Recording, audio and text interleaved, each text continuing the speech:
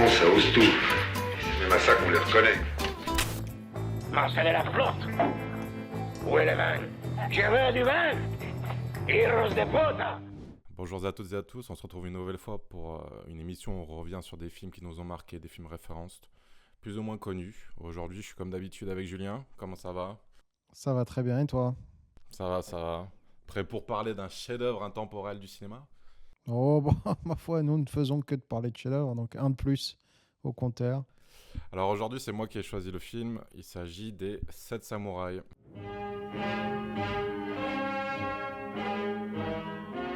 金にも出世にもならん難しい戦があるんだついてくるかはいやりましょういや片付けない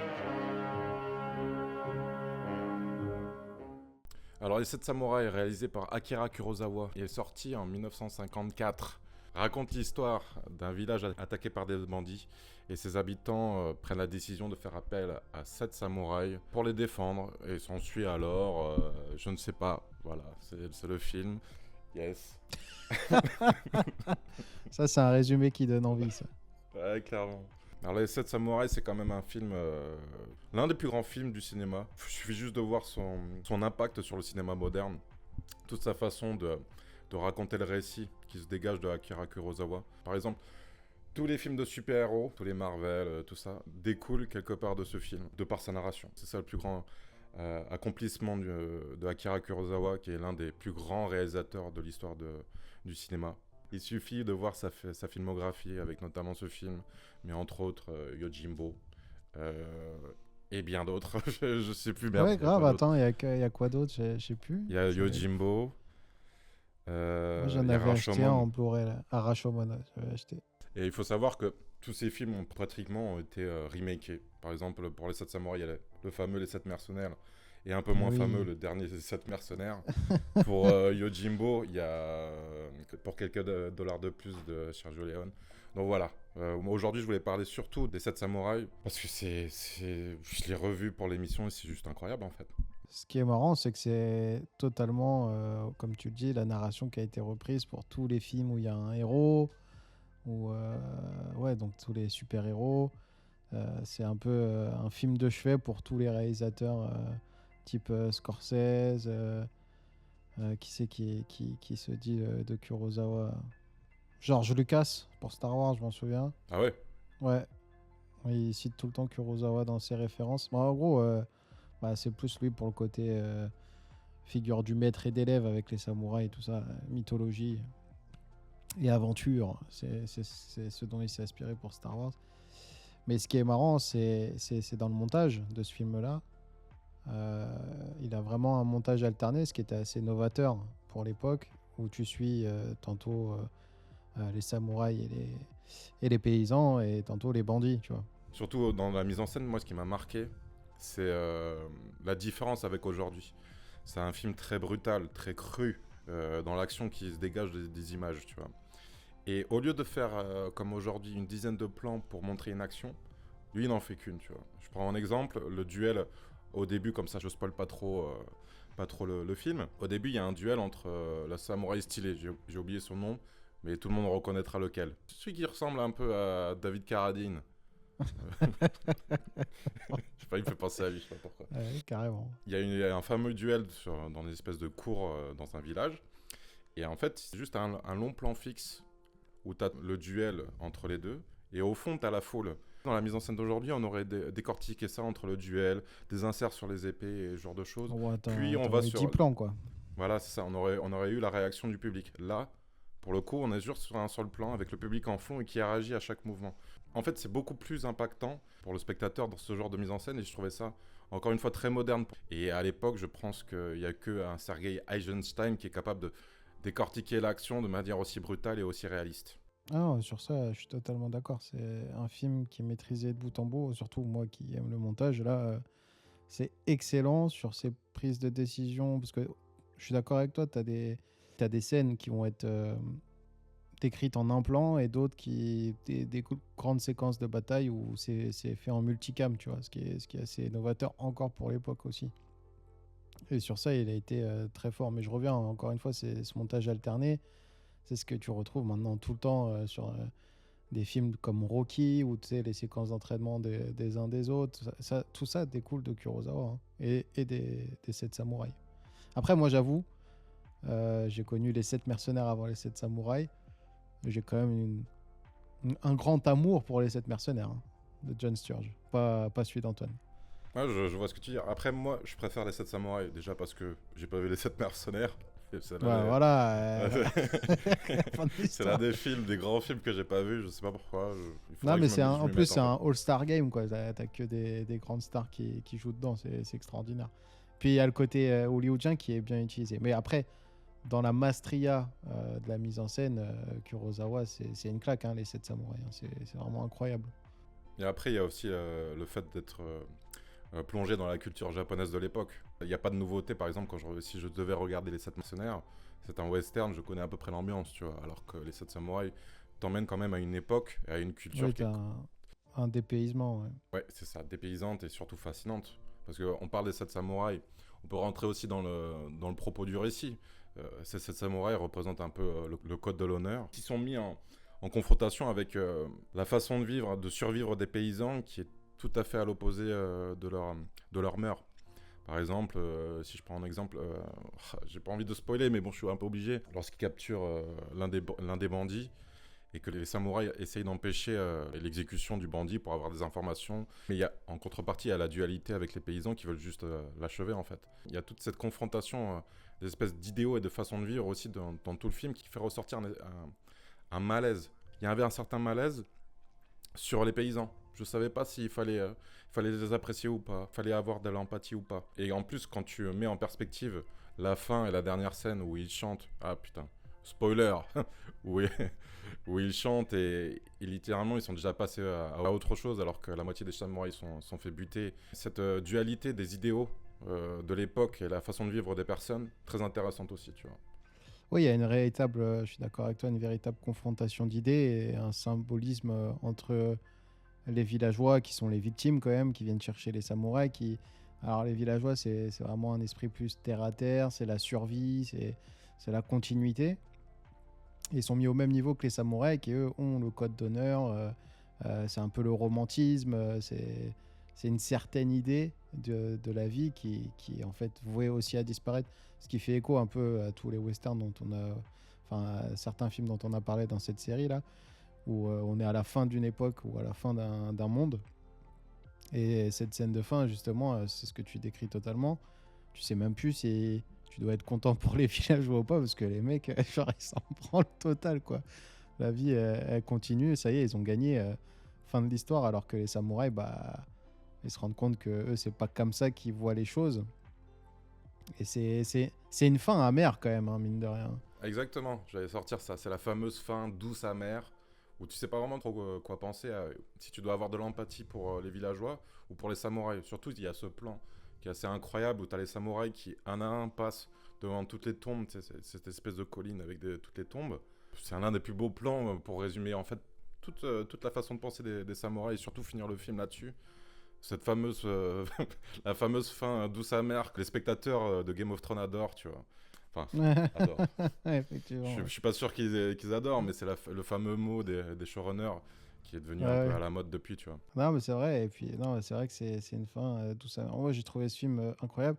Et là où ça nuance par rapport au remake américain, c'est justement que c'est un peu plus manichéen le côté western quand même. Tu vois, les méchants sont vraiment des méchants, les victimes des victimes et les héros des héros. Donc, même si des héros sont un peu des anti-héros, donc c'est un peu les Avengers de l'Ouest. Là, les samouraïs, c'est un peu la même chose. C'est les Avengers du Japon féodal.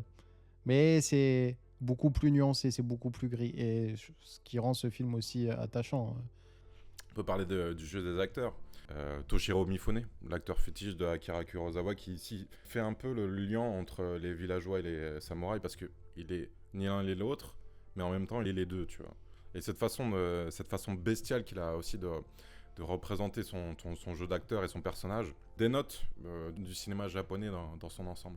Il y a beaucoup d'occidentaux qui sont un peu rébutés par le jeu des acteurs asiatiques, par exemple parce que ça cabotine, il y a beaucoup trop de surjeux ou ce genre de choses. Théâtral, on est loin de Christian Bale en Batman, quoi. C'est ça.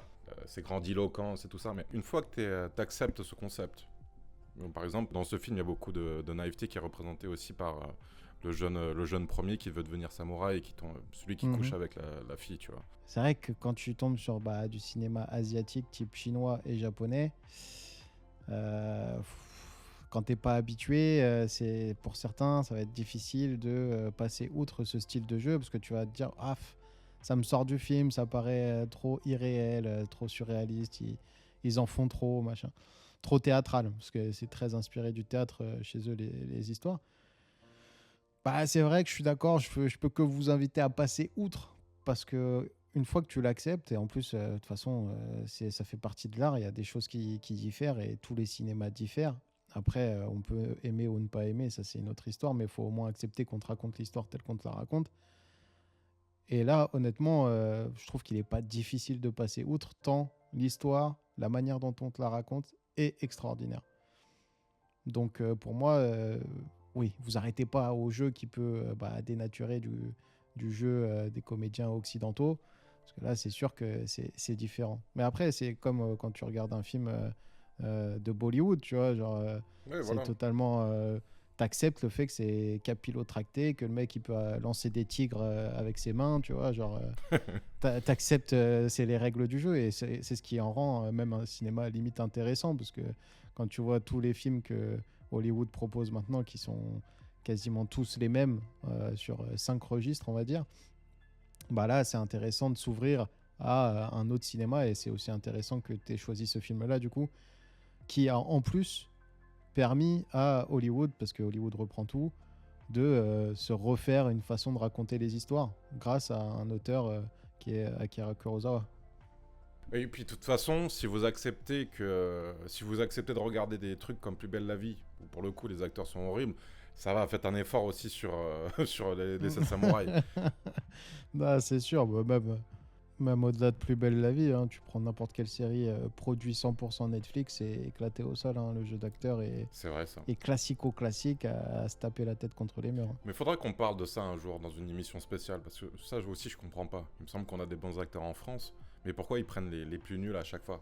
Est-ce que c'est le fait de leurs personnages qui sont pas terribles? Mais vraiment, genre ça joue vraiment très faux à chaque fois. D'ailleurs, au petit passage, petite pique aux spectateurs, je vois sur Allociné que les 7 samouraïs, à la note spectateur, c'est 2,9. C'est quoi ces conneries là? Il y a 90 000 votes, et c'est 2,9. Non mais on est où là en fait? Waouh, c'est énorme. Enfin, c'est énorme tellement c'est peu, quoi. Bah genre, ouais, Superman, le dernier Superman, il a 3,5. C'est quoi ces conneries là? Waouh. Ouais, le monde va mal, hein. Ah, vraiment mal, ouais. Vraiment mal. Bah oui, on peut pas. Alors, honnêtement, on parle d'un film qui a inspiré genre Hollywood jusqu'à Avenger actuellement, qui est la Madeleine de Proust de tous les prépubères fans de comics depuis 10 ans, tu vois, genre C'est ça le truc, parce que quand tu regardes le premier Avenger, toute la narration, toutes les scènes, c'est exactement la même chose. Tu le superposes aux 7 samouraïs, c'est exactement la même chose. Hein. Ah oui, non, mais c'est là où c'est intéressant. On peut parler maintenant qu'est-ce qui serait le anti-7 samouraï, mais il n'y en a même pas des anti, vu qu'il n'y a que ça. Genre, Ocean's Eleven, c'était un remake un peu. J'ai l'impression que tous les films contemporains qui ont eu du succès aujourd'hui découlent des 7 samouraïs.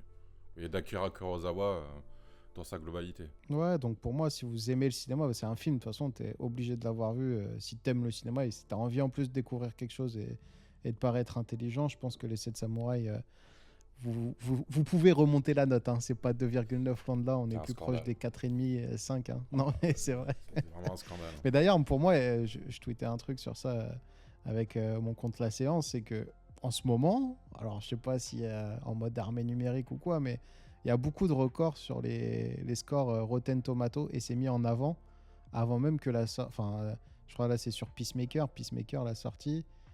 Je sais pas si c'est déjà sorti ou si c'est sorti qu'aux États-Unis la série.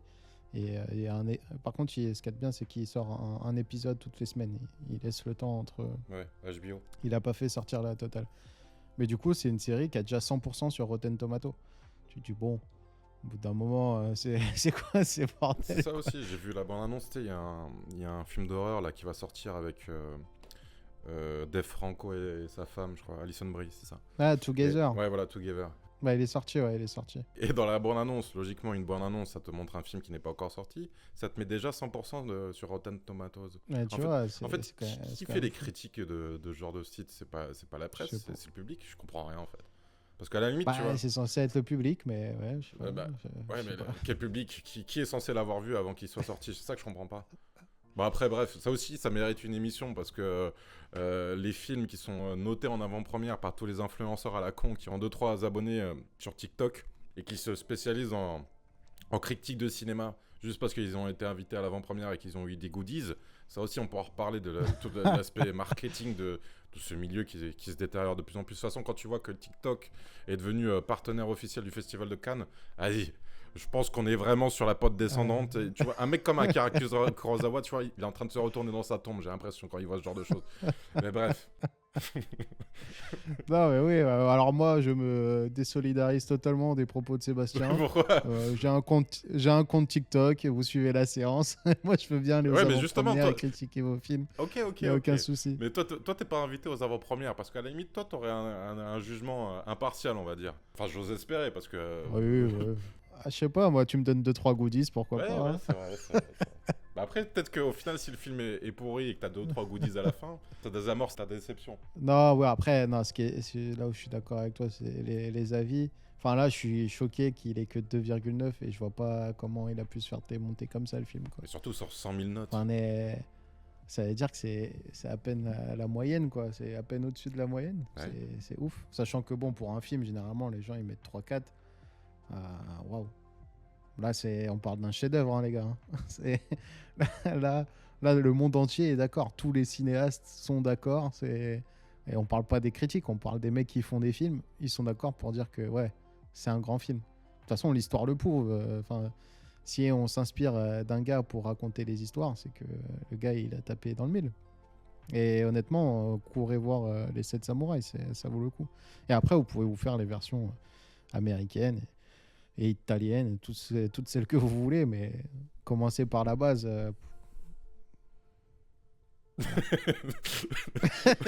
J'allais dire un truc, mais je sais plus quoi. Tant pis. Commencez par la base. Voilà. Bah voilà. Voilà. Allez voir ce chef-d'œuvre. On va se quitter là-dessus. Bah déjà, merci de nous avoir écoutés. Merci. Merci Julien. Bah merci à toi hein, d'avoir mis ce film à l'honneur aujourd'hui. Bah, quand on parle de grands films, c'est toujours un plaisir. Bon, grand film à 2,9. Hein. Ouf, mais- on va pas passer 10 ans là-dessus, mais je suis quand même encore choqué. Mais bref, merci de nous avoir écoutés et j'espère que vous serez là pour une prochaine émission. On revient sur des anciens films. Ciao, ciao. Ciao.